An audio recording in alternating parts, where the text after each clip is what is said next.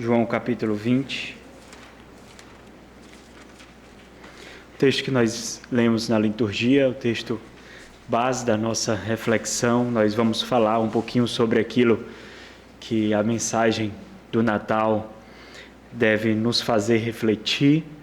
Talvez com o passar do tempo nós lutemos mais para isso, por causa de toda a melosidade que envolve o Natal, de todo o saudosismo que envolve o Natal, de todas as festividades que envolvem o Natal, e isso faz com que nós sejamos um pouco insensível para aquilo que de fato significa o Natal, para aquilo que de fato representa.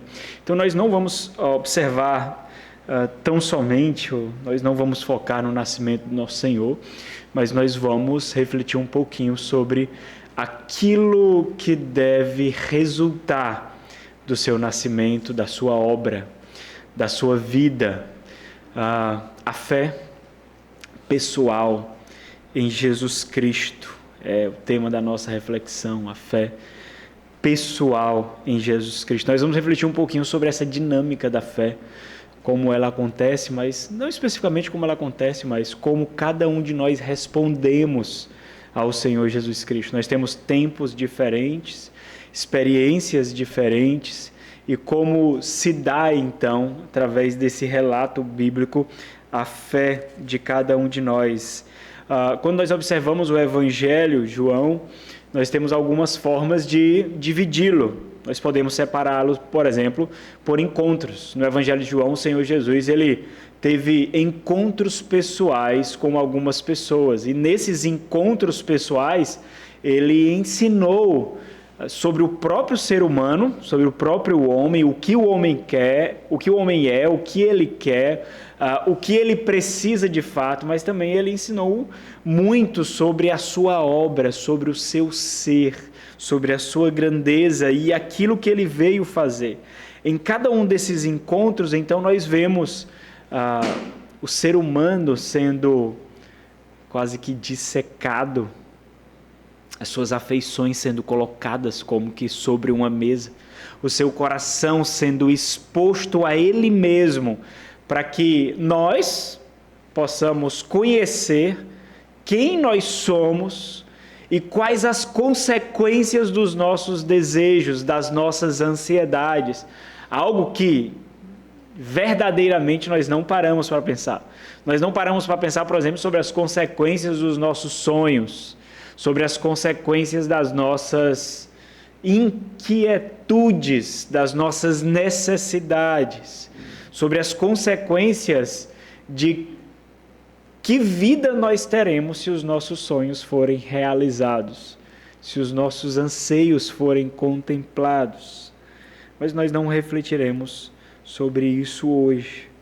Nesses encontros, nós podemos ressaltar alguns em que o Senhor, conversando com algumas pessoas, revelou dele mesmo e do próprio ser humano. Por exemplo, no Evangelho de João, no capítulo 3 e no capítulo 4, nós vemos duas conversas do Senhor Jesus com duas pessoas completamente diferentes. Uma rica, uma pobre, uma benquista pela sociedade e uma alienada, que é Nicodemos e a mulher samaritana. E ali Jesus mostra como a humanidade foi afetada por uma doença incurável, que é o pecado.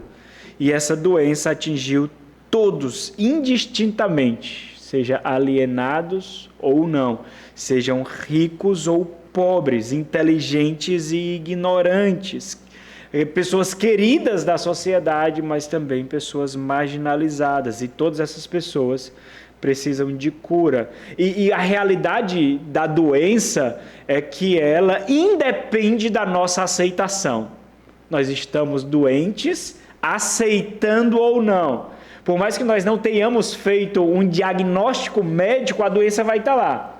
Talvez a ignorância nos dá uma sensação de paz, uma sensação de tranquilidade, uma sensação de segurança. É por isso que no interior nós vemos muitas pessoas que não gostam de ir ao médico, porque quando vão ao médico saem de lá doentes, não é? Então elas sabem o que elas têm e as consequências disso agora. Então, para alguns, a ignorância é uma grande virtude, porque dá paz. mas a ignorância não cura. A ignorância não é a mesma coisa de inocência. A ignorância não salva, apenas nos faz viver anestesiados ou alienados da verdade. Em João capítulo 11 nós vimos outro encontro ali, naquele encontro nós vemos qual a consequência dessa doença. Essa doença a consequência dela é a morte. Mas ali, Senhor Jesus Cristo mostra que não somente Ele pode reverter o diagnóstico que nós recebemos, Ele é, na verdade, o único que pode nos curar dessa enfermidade com a qual nós fomos diagnosticados. Mas se nós voltarmos um pouquinho, lá no Evangelho de João, capítulo 2, nós somos levados a meditar sobre como o Senhor Jesus Cristo cura essa doença. Como Ele nos cura do pecado, como Ele nos livra da morte. O ponto é que nós precisamos ser purificados. E nós não podemos causar essa pureza no nosso coração. As nossas mãos, elas sujam ainda mais. Por mais que nós intentamos fazer o bem, nós fazemos o mal. Por mais que nós queremos curar, nós causamos enfermidade, nós causamos dor, nós causamos doença. E somente a sua mão poderosa pode tocar no nosso coração de tal forma que não suje, de tal forma que não macule, de tal forma que limpa, purifica, cura. A pergunta então é: como nós reagimos à obra do Senhor Jesus Cristo? O Senhor Jesus Cristo fez uma obra maravilhosa. Ele expõe diante de nós essa obra. Ele trouxe luz para um mundo de trevas, Ele trouxe cura para um mundo enfermo, Ele trouxe a verdade para o mundo de mentiras, de futilidades. Ele trouxe a eternidade para um reino caído e temporal. Mas como nós reagimos? Nós temos muitas formas de reagir à vinda do Senhor Jesus Cristo e à obra do Senhor Jesus Cristo. Nós vamos refletir sobre 3 delas. Nós podemos reagir com a gratidão ignorante, uma gratidão que, embora seja sincera, não percebe as implicações verdadeiras da obra de Cristo. Uma segunda forma é respondermos com uma cegueira espiritual. Ter uma crença permeada por misticismo, sincretismo, crendices, mas não compreender profundamente a revelação do Senhor. E nós podemos, então, responder com uma fé fruto da revelação pessoal do nosso Senhor Jesus Cristo. Nós vamos ver tudo isso aqui, observando o Evangelho de João, no capítulo 20, a fé pessoal em Jesus Cristo. Primeiro ponto, uma gratidão ignorante. No versículo 1 e o 2, vamos ler aqui o versículo 1 e o 2 do Evangelho segundo João, capítulo 20, diz assim: no primeiro dia da semana, Maria Madalena foi ao sepulcro de madrugada. E nós vamos ler o texto à medida que formos expondo, mas cada evangelho tem uma particularidade, irmãos. Ele, embora ressalte a mesma narrativa, ele pontua formas diferentes de expor a vida e obra do Senhor Jesus Cristo para necessidades específicas. Por exemplo, João, ele tem uma dinâmica muito interessante. Todas as vezes, você observa isso, por exemplo, quando o Senhor Jesus Cristo fala que Nicodemos foi ter com ele à noite. Então, todas as vezes que o Evangelho de João faz menção da escuridão, da noite, da madrugada, ele faz menção a essa realidade para mostrar a realidade do ser humano. Como é a alma humana quando vai encontrar-se com Cristo.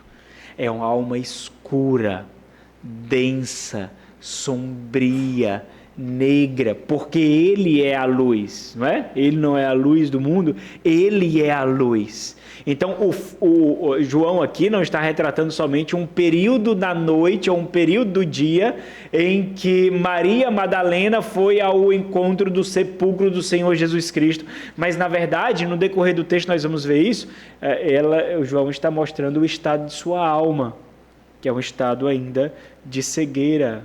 Ela tem uma fé incipiente ali, ela tem uma fé velada ali, ela tem uma fé, mas não com todas as implicações necessárias. Então ele diz, no primeiro dia da semana, que é hoje, Maria Madalena foi ao sepulcro de madrugada, sendo ainda escuro, e viu que a pedra estava revolvida. Então correu e foi ter com Simão Pedro e com outro discípulo, que aqui é João, a quem Jesus amava, e disse-lhes, tiraram do sepulcro o Senhor e não sabemos onde puseram. E algo bastante comum, irmãos, para fazer uma pequena introdução sobre essa cegueira ou essa gratidão ignorante, algo bastante comum no nosso meio, de toda a humanidade, é que em diferentes aspectos nós encontramos pessoas gratas ao Senhor Jesus Cristo. Pessoas cujas as realizações remontam ao Senhor Jesus Cristo. Graças a Deus, louvado seja o Senhor. Olha, em nome de Jesus eu vou conseguir. Em nome de Jesus vai dar certo. Então, acaba que o nome de Jesus se tornou uma forma pragmática de vivermos a vida. Mas o fato é que, em aspectos diferentes, as pessoas mostram alguma gratidão ao Senhor Jesus Cristo. Por mais que seja uma arrogância velada, sabe? Um egoísmo travestido de gratidão. Aquelas pessoas que agem assim, no final das contas, elas sabem que são orgulhosas, sabem que no final das contas elas não acreditam que depende do Senhor Jesus Cristo, elas não tributam ao Senhor Jesus Cristo as suas realizações de fato, por mais que, sei lá, que paguem promessa, que vão à igreja, que agradeçam a Deus em orações rápidas, mas no final das contas elas acreditam que foi o seu esforço, foi as suas realizações de fato, as suas obras de fato, mas em medidas diferentes, em profundidades diferentes, as pessoas são gratas ao Senhor Jesus Cristo. A humanidade é grata. Alguns expressam essa gratidão de forma gritante mesmo, profundo, enquanto outros são mais recatados em expressar, mas também não escondem. O nome de Deus é mencionado, a figura de Cristo Jesus é ressaltada ali, mas essa gratidão, na maioria das vezes, não tem raízes, não envolve o coração, não envolve a mente, que conduz os nossos pés e os nossos braços, não direciona a nossa vida. Na verdade, nós não sabemos a profundidade do porquê nós somos gratos. Você respira agora, mas você não é grato a quem você deve ser por lhe dar o ar que você respira. Talvez a sua própria reflexão é que esse tipo de raciocínio é radicalidade, é fanatismo, não faz sentido. Mas muitas vezes essa é a realidade. Nós não sabemos de fato o porquê ou a quem nós somos gratos. E muitos de nós têm a sua gratidão fundamentada em crendices, aquilo que vem de tradição, de pai para filho, e então nós somos gratos de uma forma completamente religiosa, e é um tipo de gratidão subjetiva, fruto de ensinos pobres, mas de nenhuma experiência pessoal e real com o Senhor Jesus Cristo. Eu era cego, agora eu vejo. Eu era morto e agora eu vivo. Na verdade, não é fruto dessa experiência, mas é porque meu pai foi grato, a minha mãe foi grata, os meus avós também, e isso vem passando e se tornou parte da nossa vida. Nós vamos observar essa situação, por exemplo, com Maria Madalena. De onde vem essa gratidão? Por exemplo, Marcos capítulo 16 relata de que dela foi expulso 7 demônios. Era uma mulher atormentada pelo reino das trevas. Era uma mulher que era marionete de Satanás. E quando o Senhor a cura dessa opressão demoníaca e espiritual, então ela tributa a Cristo Jesus plena gratidão. Lucas capítulo 8 ratifica esse fato e mostra a sua gratidão sendo revelada ali. Mas depois dessa cura, a sua gratidão, ela ficou presa em Cristo Jesus, que o curou, e não na completude de quem é Cristo Jesus, na sua obra completa. Ela se tornou discípula de Cristo Jesus, se tornou uma das suas seguidoras mais próximas. Fato esse que o relato aqui de João mostra que ela foi a primeira a chegar no sepulcro ali. E até mesmo em sua morte, na morte de Jesus, quando os discípulos deixaram ele, ela estava ali, demonstrando a sua gratidão. Então, essa gratidão é sincera. Irmãos, entenda, sinceridade não é a mesma coisa que veracidade.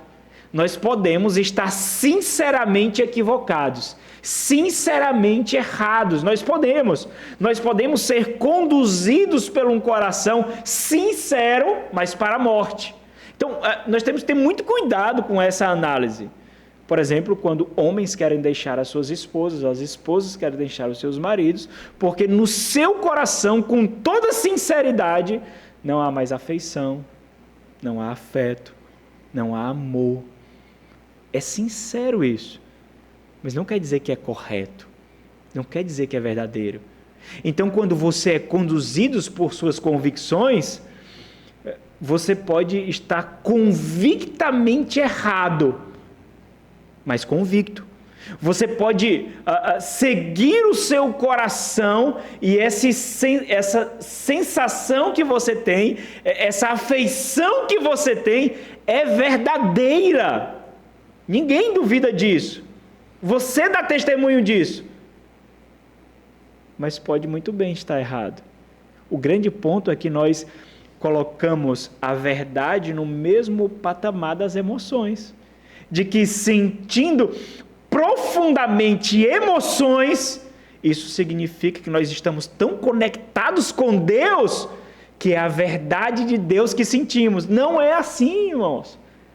Quantas vezes você já tomou decisões convictas e estava errado? Quantas vezes as suas decisões convictas fizeram o seu cônjuge sofrer, os seus filhos sofrerem, e no final das contas você fez uma grande besteira? Então, entenda, nós podemos estar sinceramente equivocados, sinceramente errados. Olha, no primeiro dia da semana, diz o versículo 1, Maria Madalena foi ao sepulcro de madrugada, sendo ainda escuro, e viu que a pedra estava revolvida. A escuridão aqui retrata não somente uma hora, um período, como eu mencionei, mas o estado de sua alma. Então, de forma incipiente ainda, introduzindo para nós, o autor ele mostra qual é o estado da sua fé, da sua crença. Então, entenda, naquele tempo, era muito comum o roubo de túmulos.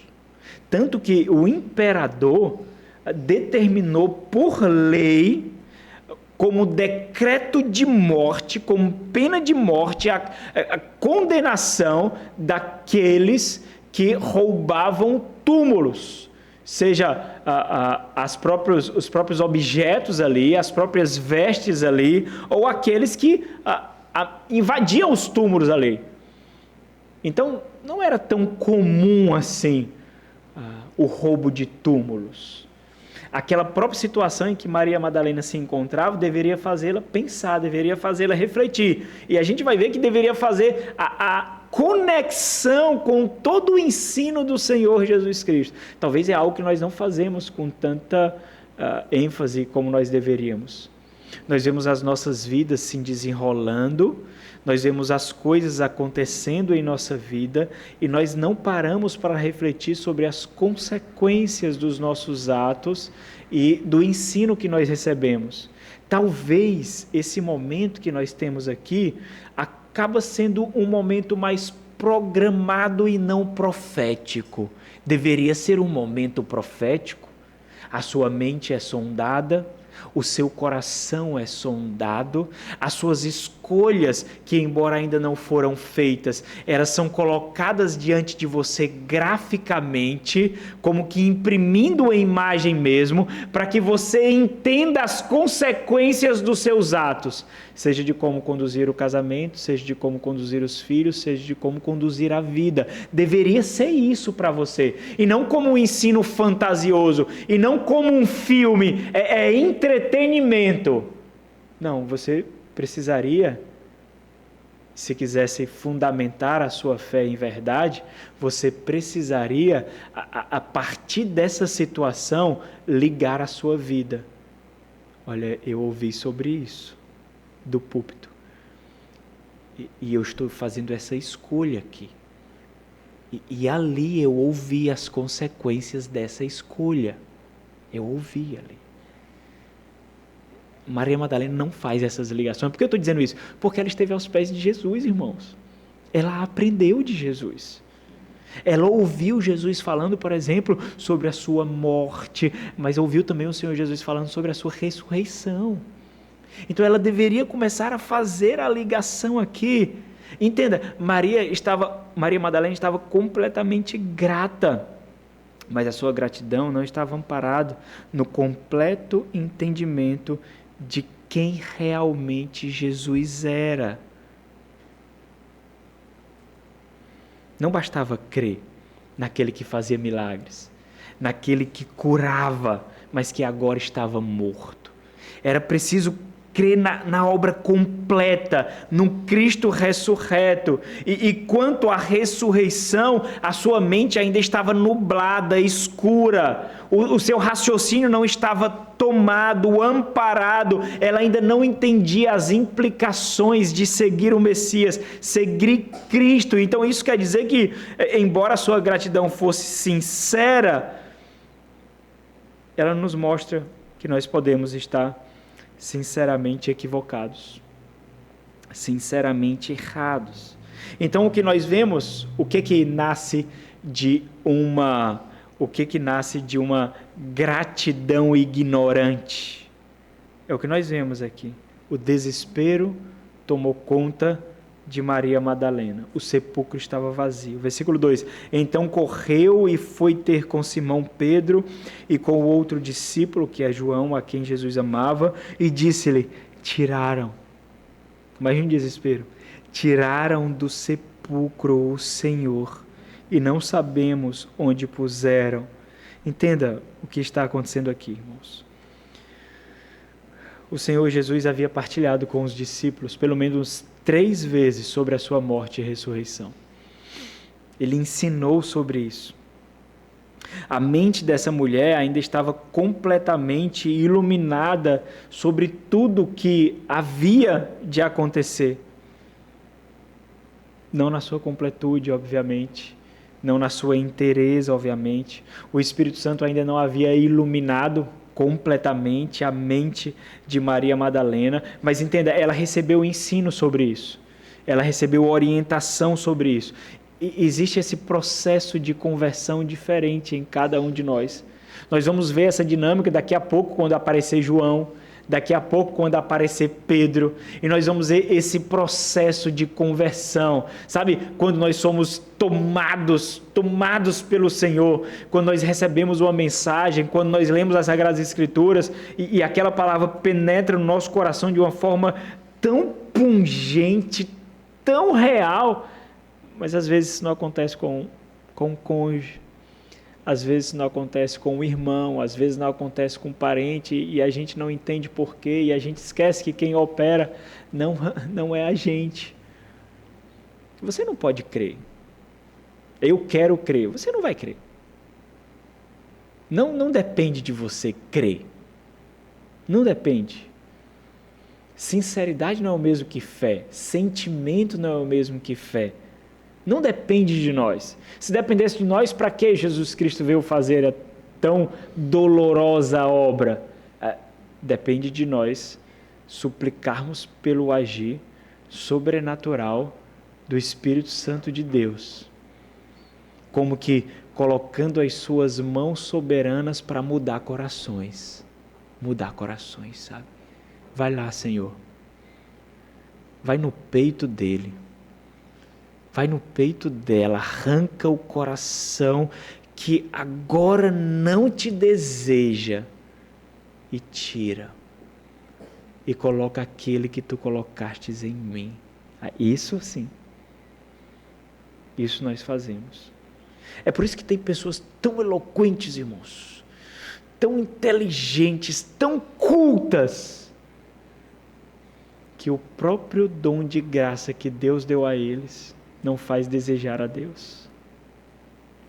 Eles se lambuzam em sua própria eloquência e fanatismo moral, por ser uma pessoa letrada, culta, segundo a sabedoria que morrerá com esse mundo, passageira.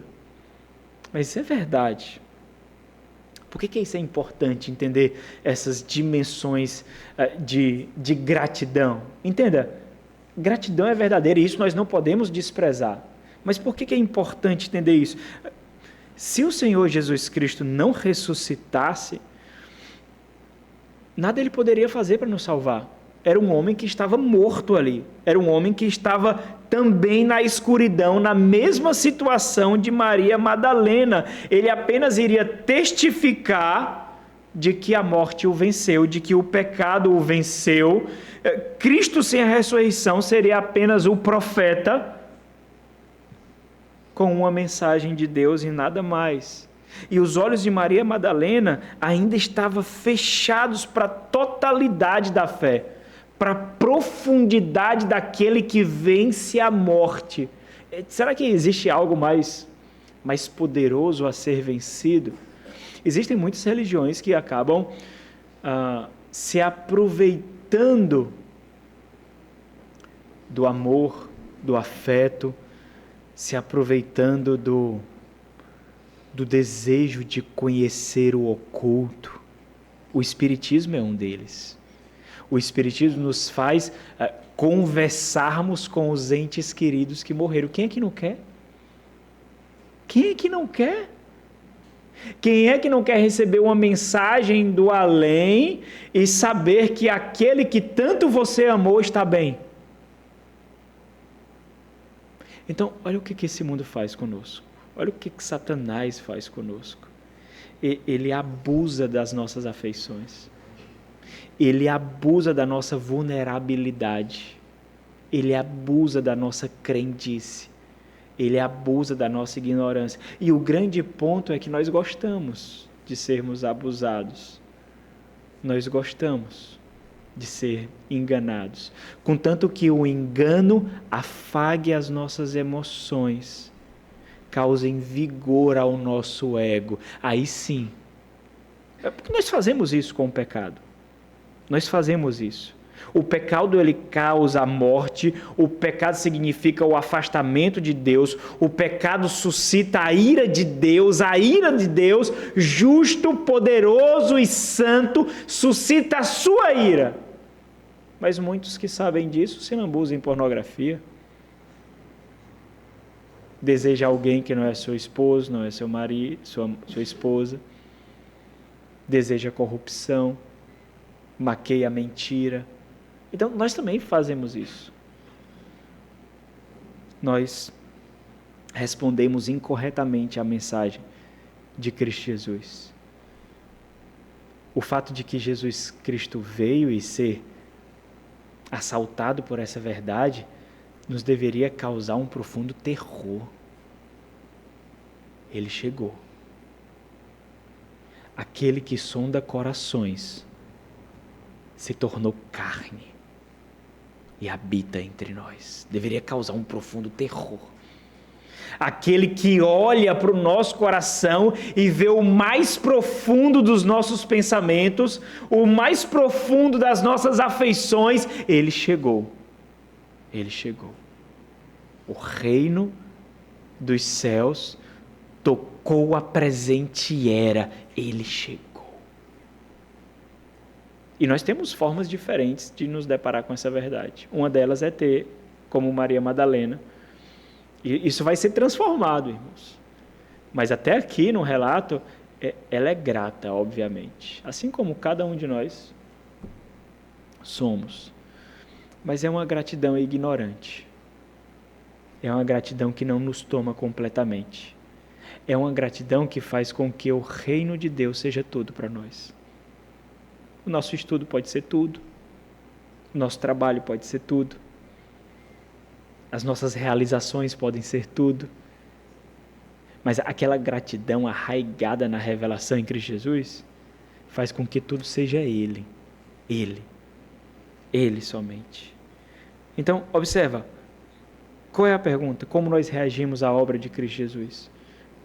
Podemos reagir com a gratidão ignorante. Ou podemos reagir com a cegueira espiritual. Versículo 11 ao versículo 15. Aí nós vamos ler à medida que formos relatando aqui. Bom, não é encontrado em nós apenas uma gratidão ignorante, irmãos, mas também a incapacidade de enxergar ou de produzir a fé sem alguma ajuda externa. Como eu falei, nós não podemos produzir essa fé necessária. É apenas o Senhor Jesus Cristo que produz em nós. É impossível dizer, por exemplo, que o amor de Maria Madalena, que o zelo de Maria Madalena, que a dedicação dela não eram verdadeiros, mas ela ainda estava com os olhos cegos. Porque a revelação do Senhor Jesus Cristo ressurreto não havia tomado ela ainda naturalmente. Então entenda que naturalmente as pessoas possuem, por exemplo, um medo de religião. Tem pessoas que procuram igrejas que não se intrometam nas suas vidas. Tem pessoas que procuram igrejas onde elas podem ser apenas mais um, onde elas não vão aparecer, onde elas podem ficar escondidas, porque as pessoas naturalmente têm medo de religião. Porque ser religioso, para muitos, significa, por exemplo, ser fanático.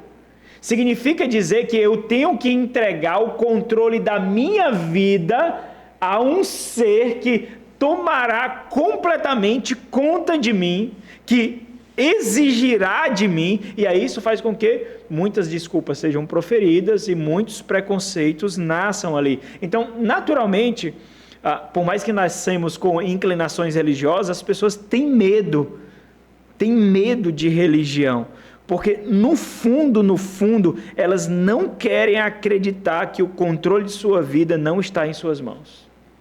Você é o dono do seu destino, sabe? Você é o dono do seu destino. Cuidado, você é resultado das suas escolhas. Então entenda, em algumas medidas isso não é mentira não é. Mas o grande falha dessa reflexão é que você não é o soberano na história. Você não é o soberano. Você não é aquele que determina. Você não é aquele que determina. Você não tem um controle do destino em suas mãos. Aquele que tem um controle do destino é aquele que está fora do tempo. Não existe tempo para ele. A eternidade é o seu travesseiro, o seu habitat natural. Ele é completamente atemporal, de tal forma que ele fez o tempo para nós compreendermos o que significa a sua eternidade, a sua grandeza. É uma condescendência a nós, pecadores pequenos, finitos e falhos. O grande ponto, então, é quando nós nos sentimos soberanos.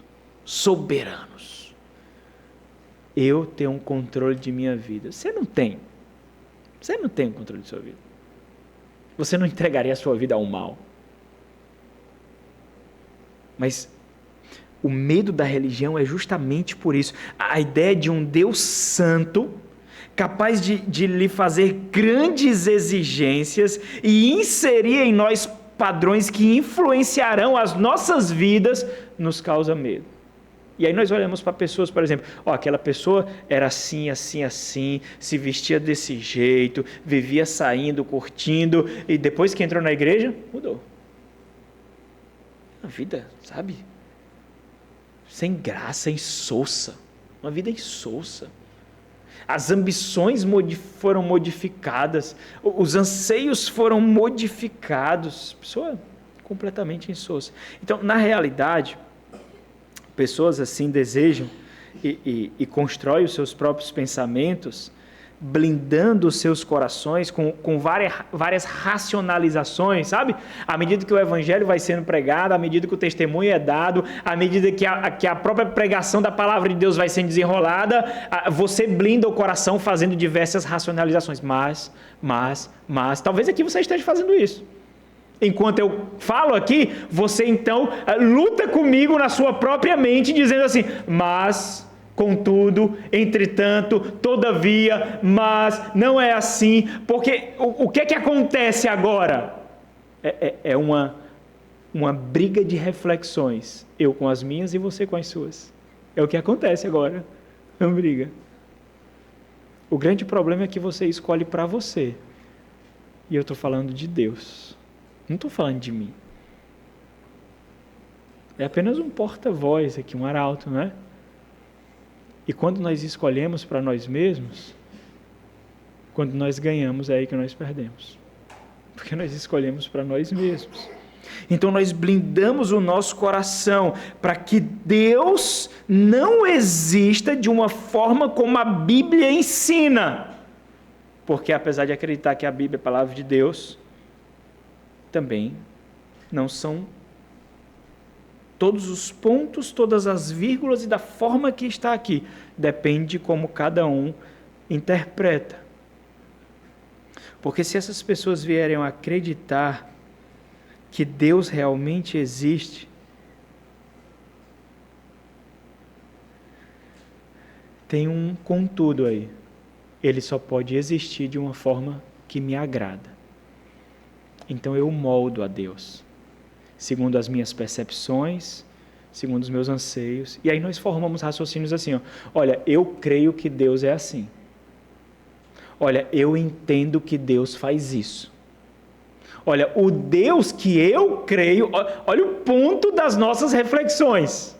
Não é o Deus que a Bíblia ensina, não é o Deus revelado nas Sagradas Escrituras, é o Deus que eu creio. Então entenda, vamos lá. Vamos fazer um exercício aqui. Você chegará para uma prova de concurso público e você vai responder uma questão e você diz assim, não, mas eu entendo que é assim. Não, mas isso está relatado, é objetivo, é documentado, está na literatura. A resposta não é essa, mas eu entendo que é assim. Eu acho que é assim. Você acha que casa isso? Não casa. O Senhor nos deu um livro objetivo, irmãos. É objetivo, não é relativo. Está aqui escrito. Então, o eu entendo, o eu acho, simplesmente não rola. Mas nós precisamos modificar, então. Então, retornando ao relato aqui, entenda. Não foi uma escolha deliberada de Maria Madalena não possuir fé como ela deveria. Isso é natural para nós, para cada um de nós.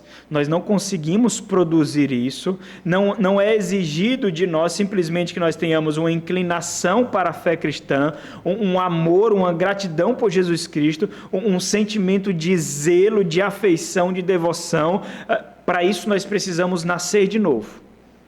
Uma vez eu ouvi uma personalidade aí, desses influencers ateus, relatando num programa, disse, eu tenho inveja de quem tem fé. É um filósofo conhecido. Eu tenho inveja de quem tem fé. Porque são pessoas abnegadas. São pessoas que entendem de fato que amar ao próximo os aproxima de Deus. E eles entendem essa realidade metafísica, essa realidade que transcende o nosso presente mundo, de tal forma que as posses não se apoderam deles. Os anseios deles são os anseios do mundo por vir, de essa realidade transcendente.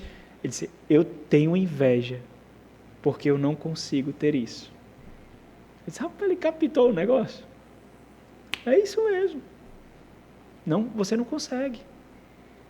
Imagine, se fosse para alguém produzir a fé, Maria Madalena tinha produzido aqui, eu não tinha? Ela não abandonou o Senhor Jesus lá na cruz. Ela foi a primeira a chegar ao sepulcro. E ela ficou desesperada quando viu que o corpo do Senhor não estava ali. Mas isso não produziu fé nela. não foi suficiente para produzir fé. E nós não conseguimos fazer isso, irmãos. Nós precisamos buscar uma fé que nos tire os nossos pés desse mundo e nos crava na cruz. No fundo, nós precisamos realmente compreender que o cristianismo, a fé que nos faz seguir a Cristo, não é apenas uma sensação, não é apenas um sentimento, uma emoção, mas é a única verdade que deve reger, governar a nossa vida, a única. Por quê? Porque sentimentos morrem, emoções mudam, sensações acabam, mas a verdade permanece para sempre. E quando a tempestade vier, quando as ondas se levantarem, nós não desejaremos ficar presos em sentimentos, mas nós desejaremos viver por aquilo que vale a pena viver. A verdade que fortalece, que motiva, que nos firma na real esperança. Então, a fé de Maria Madalena ainda não era a fé cristã. Devoção, gratidão, mas ainda não era a fé cristã. E isso é muito perigoso de perceber, porque tem muitas pessoas que vão à igreja por religiosidade, sabe? Alguns até passam muito tempo sem ir, quando estão com peso na consciência, vão, fazem promessas, pagam promessas e vão. Mas é algo perigoso de perceber. Um tipo de fé que não nos faz anseiar por Cristo como se fosse o único oxigênio para a nossa existência. Me dê tudo, mas isso não me satisfaz. Viagens, prazeres, entretenimento, bens, mas isso não me satisfaz. Agora, me dá Cristo, me ensina dele, da sua vontade, me dá Cristo, e tudo pode retirar de mim, tudo mais, só não Cristo. É isso, sabe? Não é apenas cantar louvores, não é apenas ir à igreja, não é apenas um dia na semana, algumas programações, não é isso. É observar que o tamanho da minha devoção, o tamanho do meu zelo, o tamanho do meu desejo por Cristo é resultado da obra dele em mim. É porque ele tomou o meu coração de mim mesmo e agora é seu. É isso. E ela não tinha essa crença ainda. Ela tinha gratidão, mas ela não tinha fé redentiva, porque isso ela não podia produzir. E por que isso é tão importante para a vida, irmãos? Porque esse mundo prega peças, irmãos. Esse mundo, ele nos açoita ferozmente. E quando nós nos deparamos com situação em que os nossos pés resvalem, que os nossos pés deslizem, que nós estivermos titubeando, caindo, devido aos açoites desse mundo, devido às armadilhas desse mundo, quando nós estivermos diante dos açoites e das trapaças desse mundo, nós vamos precisar de uma coisa: estar firmados na única verdade, na única e real verdade. E isso faz toda a diferença. Quando você entende que as suas convicções estão levando você e a sua família, não para o que você acha, não para a sensação que você tem, mas convicto de que essa é a verdade. Essa é a verdade. Porque você só consegue enfrentar os sofrimentos da vida, as adversidades da vida, o perigo na vida, se você tiver certeza que naquilo em que você está é a única, pura e simples verdade. Então, voltando ao relato, depois de ver lá o sepulcro vazio, ela conta a Pedro, contra a João, contar a João, eles foram avisados, violaram o sepulcro, o Senhor não está lá, mas ela permanece de guarda. Ela não sai, permanece lá. Ela está de guarda, mas em prantos, porque ela não sabia onde estava o seu Senhor. Ela olha novamente para dentro e vê algo. Olha o versículo 12. E viu 2 anjos, vestidos de branco, sentado onde o corpo de Jesus fora posto, a uma cabeceira e outro aos pés. Versículo 13. Então, os anjos perguntam: mulher, por que choras? E aqui o destaque que dá é que o choro dela é audível, faz barulho, ela está desesperada, em prantos mesmo. Por que chora? Então ela lhes respondeu: porque levaram o meu Senhor e não sei onde puseram. E essa expressão é fantástica, irmãos. Quando ela diz, não sei onde puseram. Por quê? O termo aqui faz referência à falta de informação. Ela não tem a informação do que aconteceu. E é muito difícil entender isso. Por quê? Porque, como eu fiz referência, ela é seguidora de Jesus Cristo. Ela acompanhava o Senhor Jesus Cristo. Então, olha como nós... Eu vou fazer um parênteses aqui só para dar uma exortação, tá bom? Não é o caso dela. Não é o caso dela. Mas, às vezes, nós queremos ser ignorantes. Sabe por quê? Porque é uma carta coringa para dizer assim, eu não sabia. Não é assim que nossos filhos fazem? Não é? Eu não sabia. É assim que eles fazem. Eles fazem questão de não saber para não ter provas contra eles ao serem cobrados. Eu não sabia. Então, tem ignorância seletiva, irmãos. Nós, às vezes, queremos ser ignorantes. A situação aqui de Maria Madalena é interessante porque ela esteve aos pés do Senhor, ela caminhou com o Senhor, fechando ali o parênteses. Ela caminhou com o Senhor, ela ouviu, ela foi instruída, mas muitas coisas podem acontecer aqui. Por exemplo, a sua audição pode ser seletiva. Talvez muito do que eu estou falando agora não importa a você. E você então tira a atenção das minhas palavras e você coloca em alguma só. Porque a nossa audição pode ser muito bem seletiva. Olha, quem está falando aí não me importa não. Mas quando ele toca nesse ponto, isso me importa. Então a minha audição pode ser seletiva. As nossas devoções podem ser muito místicas. Por exemplo, devoção sem conteúdo. Devoção sem conteúdo é mística. Se eu levar uma vida de devoção, de oração, de contrição, sem nenhum conteúdo, eu vou ter uma fé muito mística. Uma fé de sensações. E não uma fé de conteúdo. Eu não vou ter uma mente capturada pela revelação, pelo conhecimento teológico, pelo conhecimento doutrinário.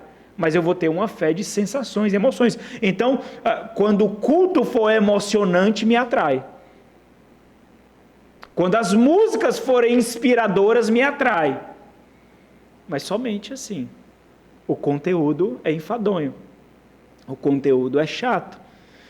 Então, a nossa audição pode ser seletiva. E isso também é muito ruim. Então, ela recebeu... Lucas capítulo 8 mostra isso. Um dos textos que mostram que ela estava aos pés de Jesus enquanto Jesus lhe ensinava. Então, entenda, as emoções e sentimentos de Maria Madalena estavam apontados completamente para o Senhor. Mas a transformação da sua mente, a sua mente não havia sido capturada. Ela ainda estava cega. O seu intelecto não havia processado, o seu raciocínio ainda precisava ser transformado. As perguntas aqui dos anjos tendem a levar Maria a uma reflexão do que realmente ela estava procurando. Porque ela demonstrava que a devoção dela era grande, mas a sua compreensão é muito, muito pequena. O próprio relato testifica disso. Olha o versículo 14 e 15. Tendo dito isto, voltou-se para trás e viu Jesus em pé. Olha que interessante esse relato, né? mas não reconheceu. O termo aqui de reconhecer faz referência a uma mente encoberta, a uma mente turva, a uma mente nublada, não reconheceu. Sabe quando você diz assim, o que Deus quer da minha vida? Olha, eu quero fazer escolhas de Deus. Eu quero fazer escolhas em que Deus me agrada. Como eu saberei se eu estou fazendo a vontade de Deus? Quando a gente fala isso, parece que a gente quer o quê? Um sonho, uma visão, uma revelação mais especial do que é especial. Parece que a gente quer isso. Nossa mente fica encoberta para aquilo que o Senhor já revelou para nós. Nossa mente fica turva. Porque no final das contas, parece que as coisas que nós escolhemos não exaltam a Deus, exaltam a nós mesmos.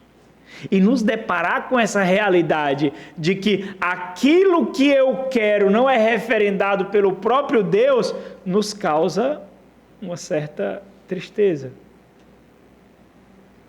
E é interessante, ela não reconheceu que era Jesus. Perguntou-lhe Jesus, mulher, mesma expressão dos anjos, mulher, por que choras? A quem procuras? Ela, supondo ser ele o jardineiro, respondeu, Senhor, e aqui já mostra o desespero, porque essa ideia aqui de Senhor, é como se ela estivesse clamando, exclamando, levantasse a voz, né? Senhor, se tu tiraste, dize-me. E esse dízimo aqui é uma súplica dela, a ideia de que, se possível fosse, ele colocasse um fim na angústia dela. Isso daqui é fantástico, irmãos. Sabe por quê? Porque ele coloca um fim da angústia dela, mas não da forma que ela queria. Porque o que é que ela quer? Dize-me onde estás, dize-me... levaram o meu Senhor, e a ideia é justamente essa, põe fim na minha angústia, põe fim no meu desespero, onde puseste, e eu o levarei. Ela continua buscando Jesus entre os mortos, irmãos. Jesus transcendeu essa realidade. Nós buscamos Jesus aqui, não é? Entre os mortos. Nós queremos que Jesus abençoe as nossas escolhas. Nós determinamos quais são os caminhos da nossa felicidade e nós queremos que Jesus abençoe. Não é assim, é desse jeito. Olha, presta atenção, deixa eu só fazer uma aplicação aqui. Eu já fiz promessa quando eu era católico, irmãos. Já fiz promessa, paguei promessa. Eu camuflei um pouquinho ali porque eu era preguiçoso, né? E tal, mas eu camuflei um pouquinho, mas no final das contas, Deus é bom, aceita, né? Aí, beleza, eu pensava assim, né? Quando a gente faz promessas, nós não queremos a vontade de Deus, nós queremos que Deus aceite a nossa vontade. Não é assim? É assim. Deus, se eu conseguir isso, eu pago isso. Então nós estamos dizendo o quê? Senhor, eu não estou nem aí se essa é a tua vontade, é a minha. Então se o Senhor for condescendente a mim, eu te pagarei. Não é assim? É assim. Nós então vamos à igreja evangélica, nos convertemos, mas continuamos na mesma prática. Na mesma. No final das contas, esse é o reino que nós ansiamos. As riquezas que nós ansiamos estão aqui. E nós procuramos Jesus entre os mortos. Nós procuramos Jesus nesse mundo. Nós procuramos viver a vontade de Deus, contanto que esteja nessas riquezas, nessa felicidade e nessas realizações. É isso que nós fazemos. Nós continuamos fazendo a mesma coisa, negociando com Deus. Nós chamamos Deus de Pai, nós reconhecemos Deus como Deus, mas Ele tem que baixar o meu nível e aceitar as minhas imposições, porque eu pagarei. Nós continuamos fazendo isso, com a roupagem que nos torna assépticos, limpinhos, bonitos, mas nós continuamos fazendo isso. Mas ele estava ali, Jesus, glorificado, transcendente, do lado dela, conversando com ela, mas ela não o reconheceu. Você pode achar que quem está falando aqui é um homem. Você pode achar. O pastor está falando. Você pode achar isso. Mas não é não. Talvez existam algumas barreiras para você compreender que é Deus que fala. Que não é um homem que fala. É Deus que fala. Ele estava ali. Por que ela não reconheceu? Porque ela estava cega ainda. E é interessante porque tem um comentário de um estudioso, meio simples, ele diz assim, olha, o Salvador do mundo pode estar perto dos homens e ainda assim não ser reconhecido. Como no caso de Maria Madalena, Jesus estava ali ao lado dela, naquele momento, mas ela não consegue ver. Mas Jesus já havia iniciado a obra na vida dela, não é?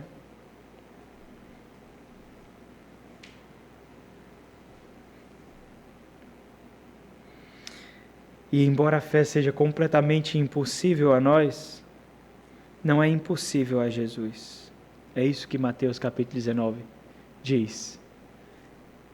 Para Deus nada é impossível. E o Senhor não está falando aqui está falando de salvação, irmãos.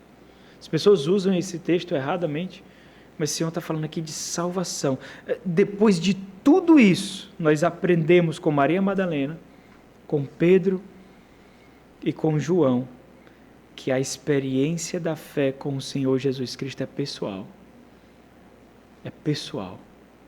Comigo aconteceu de uma forma, com você de outra forma, e com cada um de nós. E é isso que nós vemos aqui no último ponto. A fé é fruto da revelação pessoal com Jesus, o encontro com o Salvador. Pedro e João, eles correm para atender ao chamado desesperado de Maria Madalena. João, talvez por ser mais jovem, ele chega primeiro. E versículo 5 lá, e abaixando-se, viu os lençóis de linho, todavia não entrou. Versículo 6, então Simão Pedro, seguindo, chegou e entrou no sepulcro. Ele também viu os lençóis e o lenço que estivera sobre a cabeça de Jesus e que não estava com os lençóis, mas deixado no lugar à parte. Então, Pedro entra e vê a mortalha de Jesus ali, em que ele foi sepultado, estava à parte, no canto reservado, e o lenço que encobria a cabeça do Senhor. Parece existir, então, aqui um tempo, um momento de reflexão. A gente pode imaginar esse cenário, né? Entra, observa, João não entrou, está ali refletindo, Maria Madalena continua lá. Nessa altura aqui, a gente está antes do versículo 14, então ela ainda está vigiando o sepulcro lá. Né? Um momento de reflexão. Não havia a possibilidade de alguém ter entrado e roubado o corpo e deixado aquilo que era valioso. Os linhos especiais, as especiarias, que eram mais caras monetariamente do que os linhos ali que poderiam ser vendidos. Por que alguém iria roubar só o corpo? E então João, que ainda estava lá fora, entra. Talvez lá fora havia passado um filme na sua cabeça. Ele falou sobre isso. Ele falou sobre esse dia. Ele falou. Então, o próprio texto dá o testemunho disso, né? O versículo 8. Ele viu e creu. Não é? Isso tem aí? Ele viu e creu. Então, de forma muito rápida. Muito rápida. Ele viu e creu. Ele percebeu que só havia uma explicação. Ele não está mais entre os mortos. Ele ressuscitou. Ele viu e creu. E esse jogo de palavras, ele atinge o seu auge lá em Tomé, no capítulo 20, no versículo 29, quando Tomé vê e crê. E o Senhor diz, bem-aventurados aqueles que não veem e creem. Bem-aventurados esses. O fato é que João dá testemunho não simplesmente porque o túmulo estava vazio, mas porque as vestes estavam ali. Então João deixa bem claro a necessidade dessa revelação sobrenatural, fruto daquilo que ele havia recebido, e mesmo depois dos ensinamentos das Sagradas Escrituras, os seus olhos precisavam ser encobertos. Naquele momento ele creu. Olha, então observa a obra do Espírito Santo produzindo em nós fé. Ele caminhou com o Senhor, ele ouviu dos ensinamentos do Senhor, e naquele instante ele viu e creu. Olha o versículo 9. Pois ainda não tinha compreendido a Escritura que era necessário ressuscitar ele dentre os mortos. Até então, as palavras do Antigo Testamento, os próprios ensinos do Senhor Jesus, pareciam não ter o conteúdo revelado que deveria ter, mas naquele momento tem, quando o Espírito Santo abre o seu coração. Então, observa a dinâmica aqui. Maria Madalena chegou primeiro ao sepulcro, ela aparentemente não sossegou desde a crucificação, porque queria saber ali onde estava o Senhor. Ela viu o túmulo vazio, mas os seus olhos ainda permaneciam fechados para a fé. Pedro entra antes de João, mas nada é mencionado ali de que ele creu no Cristo ressurreto, e diferente de João, que logo entra e creu. A verdadeira fé, irmãos, é pessoal. O encontro com o nosso Salvador não acontece através da experiência de outros. Nós podemos relatar, nós podemos contar, nós podemos estimular, nós podemos levar à compreensão, levar ao raciocínio, mas é o Senhor. É o Senhor que causa em nós a fé. Pedro entrou, a Bíblia ficou calada enquanto a sua fé. Não quer dizer que ele não creu, né, irmãos? Naquele acontecimento, a Bíblia não relatou.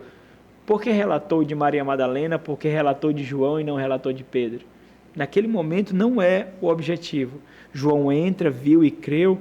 Maria Madalena conversou com Jesus, mas não o reconheceu, porque para ela algo mais pessoal precisava acontecer. É o que acontece. Olha o versículo 16, naquele relato lá. Disse Jesus, porque quando Jesus pergunta a ela por que choras e tal, e ela confunde Jesus com um jardineiro e tudo, e no versículo 16 disse Jesus, Maria, não é mais mulher, irmãos. Mulher, por que choras? Maria. Só bastou isso. Ela voltou-se e lhe disse, em hebraico, Raboni, que quer dizer mestre. Mestre. Mestre. Mestre. Por que isso aconteceu, irmãos? Porque o bom pastor chama as suas ovelhas pelo nome. As suas ovelhas reconhecem a sua voz. Então, algo mudou ali. A angústia e o desespero instantaneamente foram dominados por espanto e deleite. E toda a devoção e gratidão dela não pôde fazer isso.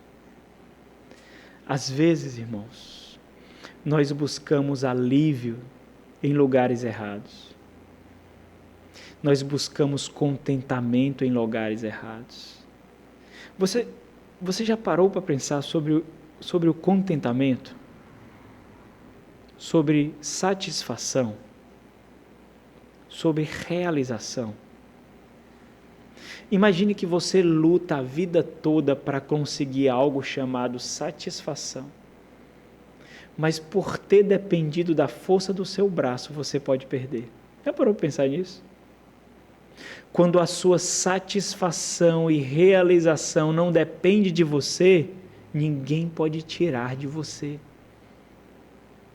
É por isso que, para aqueles que estão em Cristo Jesus, a realização, a felicidade, o sucesso, a satisfação depende dele, unicamente dele e não de nós.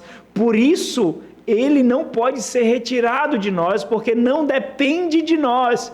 Às vezes nós vivemos uma vida tão negra, irmãos, tão tão densa, tão sem vida, tão escura, e nós achamos que depende de nós a felicidade, que depende de nós o sucesso, que depende de nós a alegria, e porque nós pensamos assim, um dia nós acordamos felizes, aí no final do dia já estamos tristes, no outro dia nós acordamos tristes e lutamos para forjar em nós uma sensação de felicidade, mas no dia seguinte nós vivemos isso de novo, e de novo, e de novo, porque nós buscamos em locais errados, e aí nós vivemos essa intensidade de depressão e alívio, de ansiedade e descanso. Nós vivemos essa intensidade.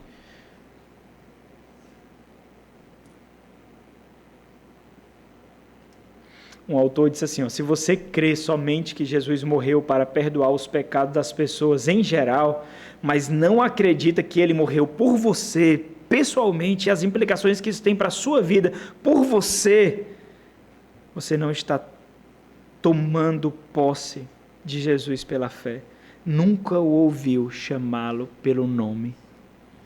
A particularidade da revelação do Senhor para você. Maria Madalena ali tem um encontro pessoal com Jesus Cristo ressurreto. E aquilo foi impactante para ela. É interessante, se você olhar o versículo 17, qual é a impressão que você tem do versículo 17? Quando ele diz, não me detenhas, a impressão que tem é que ela agarra ele, que ela vai aos pés dele, que ela não permite que ele saia. Tamanho foi o impacto. Encontrei quem eu estava buscando. O que Maria estava buscando, irmãos? Estava buscando alívio. Ela não era somente um corpo, ela estava buscando alívio. Ela estava buscando conhecimento ali. Ela não estava buscando apenas um corpo, ela queria que a sua alma descansasse, e só descansaria se ela encontrasse o corpo lá do Senhor. E quando ela encontra, então, a impressão que nós temos é que ela se agarra a ele, ela não deixa ele sair. O Senhor Jesus Cristo é enfático, não me detenhas, não me detenhas. Porque a fé, ela conecta a gente a Cristo.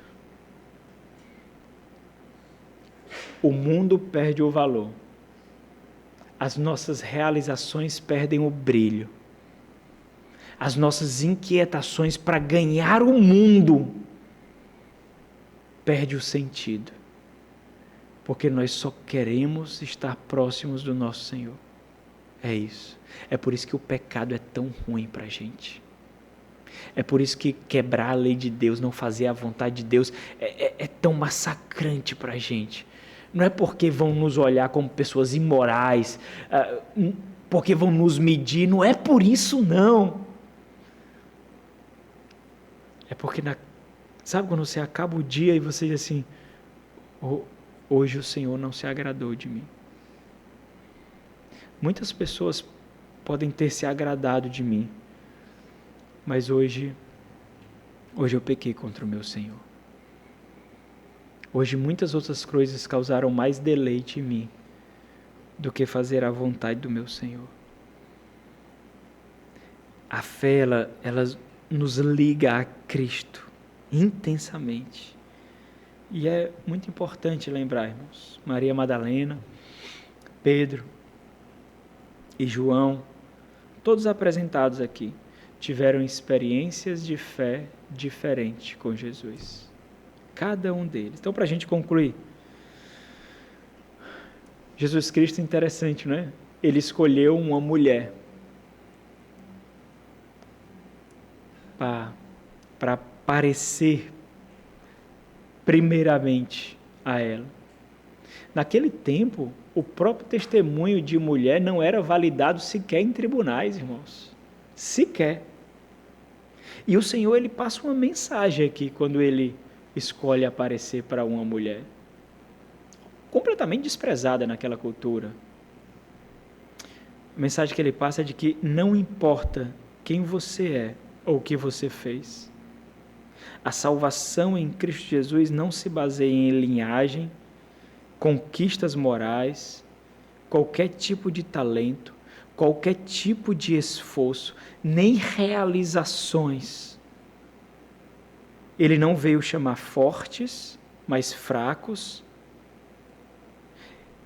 Ele não veio se relacionar conosco como mestres, mas como Salvador. Ele veio para salvar aqueles que estão inquietos por esse mundo que o atormenta. Aqueles que anseiam por um alívio do qual esse mundo não pode roubar. Paulo falou isso. Mas antes, a pergunta, lembra da pergunta? Como nós devemos reagir à obra de Cristo Jesus? Nós devemos ir a Ele, declarando que a única verdade é encontrada nele e que nós precisamos da fé, que somente Ele pode dar. Para encerrar, 2 Coríntios capítulo 5, versículo 14, Paulo diz: pois o amor de Cristo nos constrange. Fantástico, não é? O amor de Cristo nos constrange, julgando nós isto. Um morreu por todos, logo todos morreram. E ele morreu por todos para que os que vivem não vivam mais para si mesmos, mas para aquele que por eles morreu e ressuscitou. Vamos orar. Nosso Senhor, Deus de graça e misericórdia, nós te louvamos, ó Pai. Muito obrigado por falar de uma forma que nós compreendemos, por nos chamar pelo nome, por nos atrair com o teu amor, com tua graça, com tua misericórdia, por levar em conta a nossa estultícia, a nossa ignorância, a nossa lerdeza em compreender e de forma muito pessoal, ó Deus, nos levar a reconhecer teu Filho como nosso Redentor. Nós rogamos a Ti, ó Deus, que o Senhor faça essa obra aqui, naqueles ainda que não têm essa experiência, aqueles que não Te conhecem assim e tenham a mesma experiência como Maria Madalena. Escute a Tua voz. Fique maravilhada contigo, ó Deus. Em nome de Jesus. Amém.